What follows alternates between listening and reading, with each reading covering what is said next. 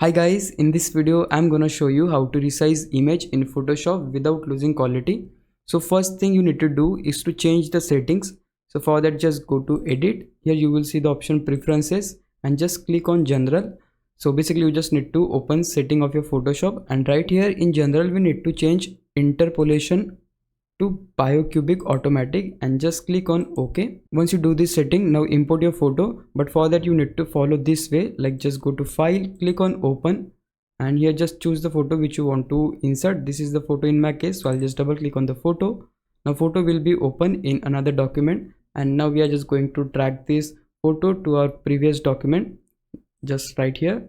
Now we need to convert this photo to smart object. For that just hit right click on the photo and click on convert to smart object. Then just hit Ctrl+T and make sure that this option should be turned on so that you will maintain the aspect ratio of the photo.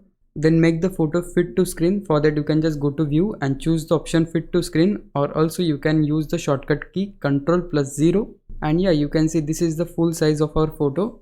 Now we'll just go to this point and hold our Alt key and just make the photo smaller and hit enter. Now again we need to make the photo fit to screen, so for that I'll use the shortcut key Ctrl+0. and yeah, there you go, we have successfully resized the photo without losing quality. Now if you think I was a big help, can you please subscribe my YouTube channel? If you do, I would really appreciate it. But for now, thanks for watching. Bye bye.